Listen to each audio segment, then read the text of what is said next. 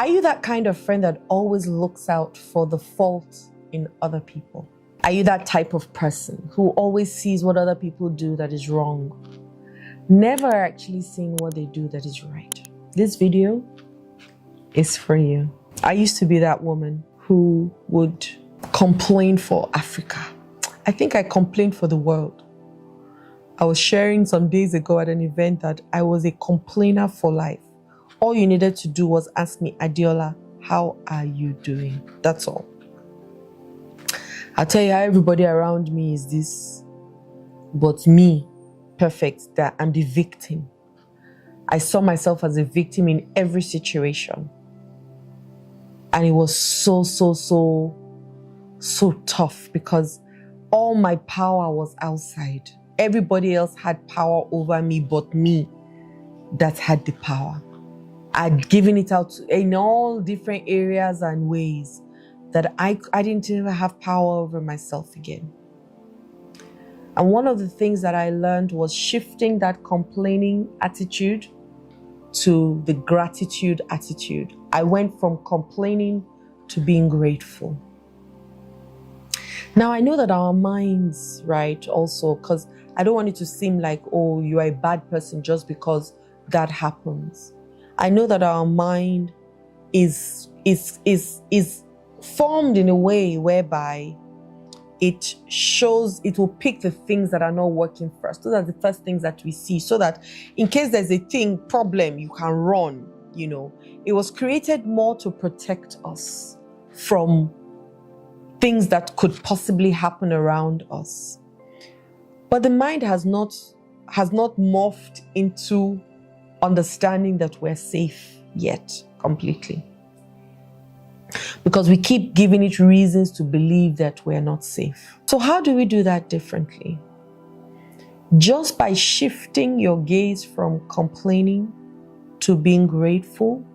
So that then means in every situation you can find something to be grateful about in that same situation.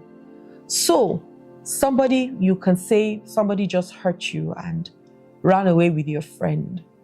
Yes, it looks bad. It feels bad. But is there one good thing there that you can hold on to?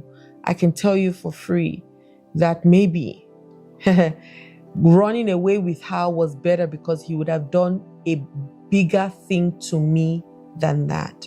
What if? And so I'm grateful that I found out early that we're not meant to be together from the beginning. Rather than being married to the person and after a few years you find out that, oh, he's sleeping with everybody or she's sleeping with everybody around you and you never knew. I'm just saying there's always something to be grateful for in every situation. And if you train your mind to consistently always look for at least one thing to be grateful for, it will naturally always find it, because what you're looking for is looking for you. So you're as you are coming like this looking for it, it too is coming like this, is looking for you until you jam. And so when we teach our minds and our brains to always look for something to be grateful for, it's not going to happen in one day, because I complained for 40-something years of my life. So it didn't happen in one day. And I can't even tell you that till now, 100% I've deleted all of them. I look at it and then I'm able to say, okay, how do I then change this to something that I can be grateful for? Even to the point where I look at somebody and say, look at her hair. I remind myself, but I love her. Because one of my teachers taught me that when you find yourself condemning people, just remember that you're all one. So whenever you say, look at that person, look at her ugly face and her dirty shoes, you say, but it immediately brings a smile on my face when it happens. But I love her. But I love her. So I found something immediately to hold on to. And then the next thing I do is I look for something and I can at least appreciate on them. If somebody sends me a document or sends me something that they want me to look at, the first thing I look at is what can I at least first of all see that shows that I'm grateful for it. I can swear for the person after all. I can I can tell the person what rubbish you do. But the first thing that I've trained myself to first do is say thank you. Thank you for this. Meanwhile, can we? And then I will ask questions like, what do you then think? And they look at it and sometimes they say, yes, you're right, or no, I still think. And then we agree to disagree. But there's respect and there's empathy there. So if you are that person that consistently only sees the wrong that people do, you are not alone. It is normal, but you can change it, because what is normal can become what is normal to you can be abnormally terrible for you and your body.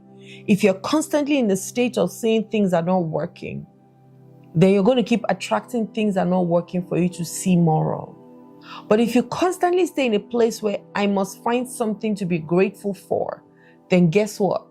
You will always, in my group sessions when I'm working with people, the first thing we do, at least the first 15 to 20 minutes, is share your wins. I want to hear some of the things that you have done that you are grateful for. Some people say, I'm grateful for life. Let's start from somewhere. Some people say, oh, this happened to me this week. I was expecting a job. And you must always find something to be grateful for. Even when people do things that are wrong, and we call it carefrontation rather than confrontation. When you start with a sentence like, what I love about you is, what I admire about you is, because there's nobody that is so bad that they don't have at least 2 things that you can commend them on.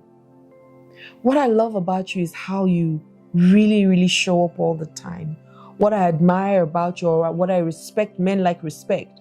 What I respect about you is how you show up powerfully and how you put food on our table. Now, one thing I need to make you understand is that there are certain things that have happened to me in my past that has made me make things mean XYZ. And so when you shout at me, or when you raise your voice at me in front of people, I make it mean that you disrespect me and I feel small. Those are your feelings. Because somebody else, they'll shout at them, they won't feel bad. So you feel small. So say it, share it with them. I feel small because I make it mean this, and so I feel. Now, whilst I'm working on that feeling, I need your supporting something. Is it okay that when you want to talk to me and you feel yourself a little bit aggravated by the things you want to say, can you pull me aside and say it to me, where it's just both of us? Now, even if this person is an animal, if you speak to them this way, you didn't point fingers, you didn't say you always, you didn't say you never, you didn't cast any judgment on them. Everything is about how you feel and what the situation, what you have made it mean. And then you end it with support. Please, I need your support in something, and get their agreement to it. Sometimes they'll say no, which you should be okay with. But then always look for how you can turn that no to, okay, so what can we do for no to become a maybe somehow? Or how can we find something that works for you and I better? And you come to some kind of agreement. Some people call it compromise. I call it agreement. And you go from there. When they now make that same mistake again, don't forget, they have been doing it for so long. They're not going to change it overnight. What do you then do? You say, remember our agreement. Is there any support you need from me? Is there anything you need from me to help you so that you can honor our agreement? Imagine having that kind of conversation with somebody, your boss, your child, your husband, your wife, anybody. It will end up most times, at least, with respect. Unless you're really dealing with somebody who is completely off. So stop looking out for all the negative things that people do, or all the bad things, so that you can sit down and gossip about them and talk about them to the point where you now feel better than them. Cut all of that crap. Actually, there's more going on with you if you don't know. And you've got to heal all of that trauma from having to feel the need to want to be bigger than anybody or make anybody feel small just because you can. And I hope that this video has helped you. So move from complaining to gratitude and find something at least that you can be grateful for in every situation. When you ask your child to do something, first of all, thank them. Thank you for doing this.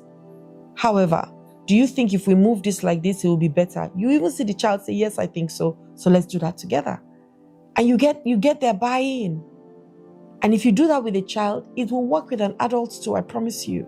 So look less for the things that are not working and amplify the things that are working so that they can consume you rather than the things not working consuming you. I hope this video helped. Hi there, my name is Adeola Kingsley James. I hope that the videos that I've been creating are really helping you. Don't forget, subscribe, like, and turn on your notification bells. I look forward to hearing from you. If you have questions, send them to me. If you have challenges, send them to me. The reason why I exist is to help you, right? To live a better life. So don't be shy. Don't feel like you're bothering me or disturbing me. Send me DMs, send me messages so that we can reach out to you in return and help you through this process of life, because life is lifing for us all. Yes? Let me be your sister in the journey. Have a wonderful day. Love and light.